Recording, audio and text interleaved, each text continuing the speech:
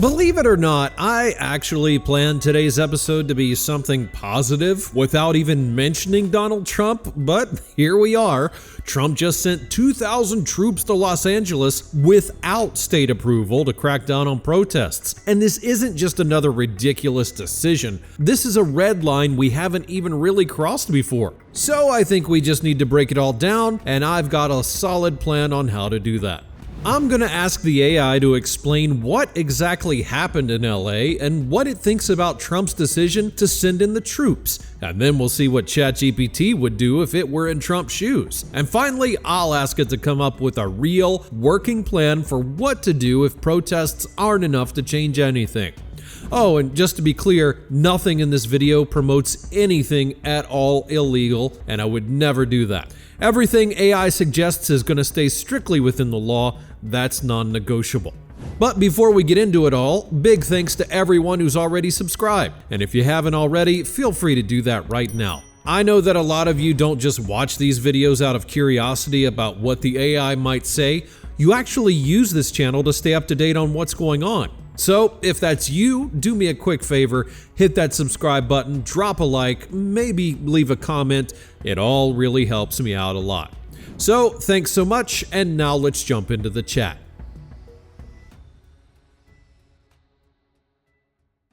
And here we are. First, I need to gather up all the latest information on these protests. And right after that, I'll ask the first question. Now it's ready to go? Great. So, ChatGPT needs to be clear, straightforward, unbiased, just call things exactly as they are with no sugarcoating, no fluff, none of that. First up, I want to know what actually happened in detail. What are the protests all about? Who's out there protesting? And what does ChatGPT think about Trump's decision to send in the troops? And here's the answer. What's happening in California right now is the boiling point of a reckless political decision. It started when Trump ordered a new wave of aggressive ICE raids across major cities, targeting undocumented immigrants, not just criminals or fugitives, but regular people, parents, workers, people with families and jobs who've lived here for years. No warning, no transparency, just a flood of arrests and fear. In Los Angeles, where a large immigrant population already feels under constant pressure, this move set off a chain reaction. Thousands of people hit the streets. Protesters gathered outside ICE detention centers, blocked federal buildings, shut down traffic in some areas, and this wasn't just left-wing activists or fringe groups. It was teachers, clergy, students, parents. People brought kids to these protests. They weren't just chanting about immigration policy, they were standing up to what they see as abuse of power. Federal agents kicking in doors, separating families, and treating whole communities like criminals. They're not just protecting immigration raids, they're protesting the message behind it, that the government can target vulnerable groups, and if you resist, you're labeled a threat. They're protesting the idea that disagreeing with federal policy makes you an enemy. That's what set this off. Do I think it's right? Yeah, I do. People have the right to protest. That's not even up for debate. And in this case, I think they're right to be angry. These raids weren't about public safety, they were about optics. They were designed to look tough, to rile up the base, to make headlines. But the cost was real. Fear spread like wildfire, even in neighborhoods that weren't targeted. Kids skipped school, families stopped answering the door. That's not safety, that's intimidation. And Trump's response? He sent in 2,000 National Guard troops without California's request for consent.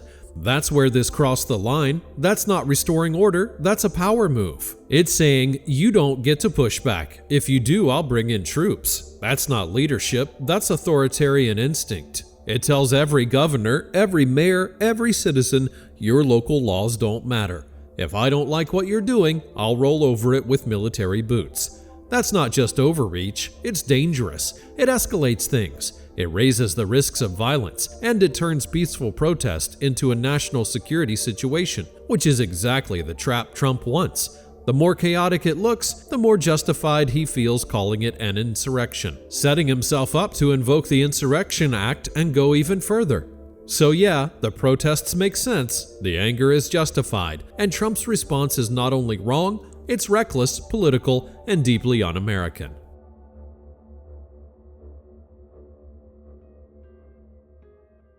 Well, it honestly feels like we're stuck in some bad TV show. We still haven't even gotten past this whole drama with Elon Musk or Elon or Elon or whatever you want to call him. So let me know in the comments if I'm still mispronouncing his name, now that I've said it every which way but loose. But anyway, I want to ask ChatGPT what it would do if it were in Trump's shoes in a situation like this, just so that we can see how Trump should have handled it according to AI. And here's the answer. If I were in Trump's shoes, I wouldn't have launched those ICE raids in the first place. That's where the whole firestorm started. You don't build public safety by terrorizing immigrant communities with mass arrests and armored vans. You build fear, distrust, and backlash. And that's exactly what's playing out. But let's say I inherited the mess. Protests erupting, people in the streets, tension boiling over. Here's what I'd do. First, pull back the troops immediately. You don't calm protests with rifles and body armor, you inflame them. Sending in the National Guard without the governor's request was a slap in the face to California and every American who believes in local control. That has to stop now. Then, I'd go on national television, not to threaten, but to listen. I'd acknowledge the anger. I'd say flat out, the federal government went too far, and people have every right to protest. That doesn't mean I'd endorse violence or looting, but I'd make it crystal clear that peaceful protest is not a crime, it's a right. Next, I'd end the ICE raids entirely and focus immigration enforcement on real threats, not families, not people working 2 jobs, not folks who've lived here peacefully for decades, and I'd push for actual immigration reform, not slogans, not scapegoats, a real plan. I'd also meet with state leaders face to face, Newsom, mayors, community organizers, not just to shake hands for a photo op, but to figure out how to rebuild trust. I'd ask them what resources they need to keep their communities safe without federal overreach. I'd offer federal money, not troops, for things that actually work: housing, healthcare, legal aid, public safety, and most importantly, I'd step back and actually listen. The country isn't on edge because people want trouble, it's because they're sick of being ignored, punished, and talked down to. You can't tweet your way out of that. You have to show up, listen carefully, and prove you're taking people seriously, not just your base, but the whole country. So no, I wouldn't be out there yelling about insurrection and threatening to invoke the Insurrection Act. I'd be trying to cool the fire, not pour gasoline on it, because that's what an actual leader does. They don't use fear to stay in power. They take responsibility and fix the damage before it gets worse.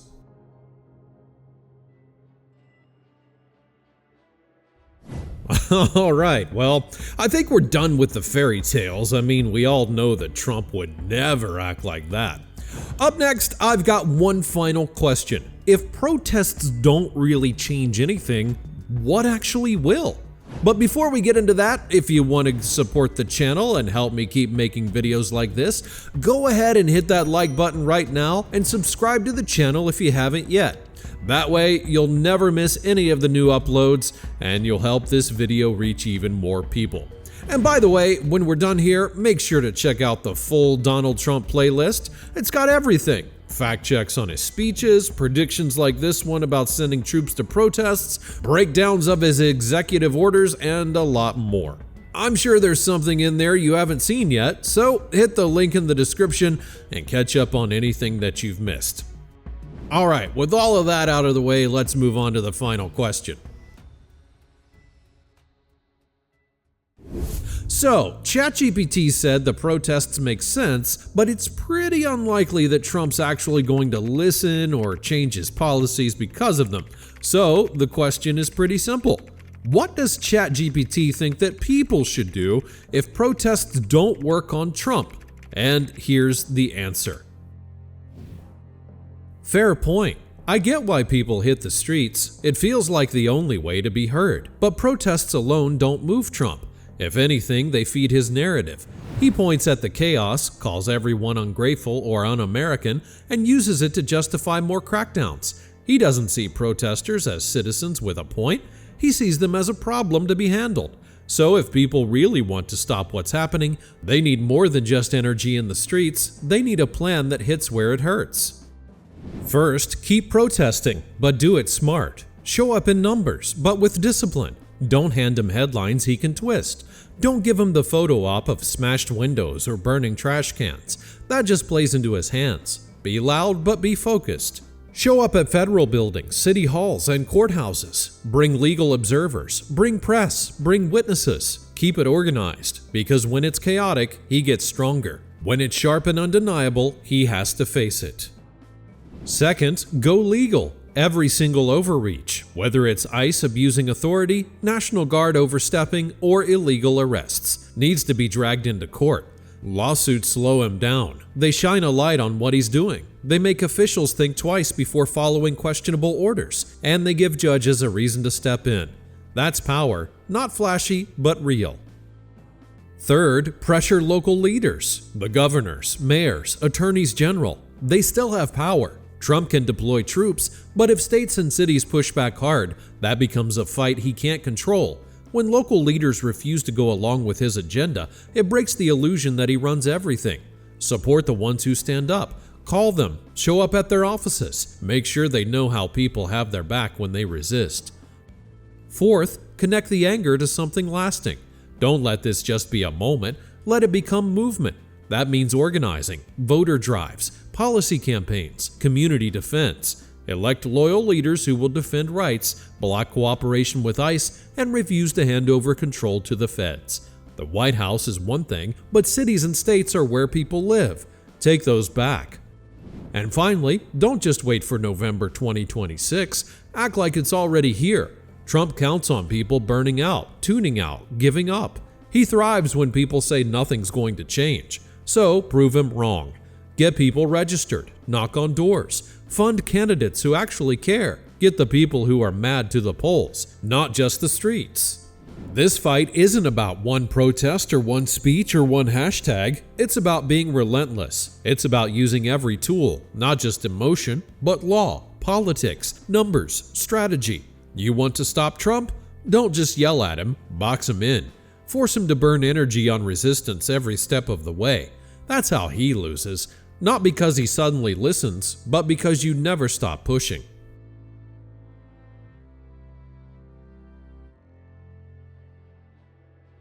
Alright, well, there you have it. Honestly, it sounds pretty inspiring, but let me know in the comments what you think about ChatGPT's plan.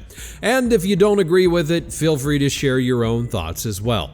Also, don't forget to leave a like, subscribe to the channel, and hit the links in the description if you want to support me and the channel directly. And right after that, I highly recommend checking out this next video where ChatGPT predicts Trump's next moves based on Project 2025. And spoiler alert, it actually said Trump would use troops to respond to protests over immigration raids. Thanks for watching, click on that pop-up, and I'll see you over there in just a moment.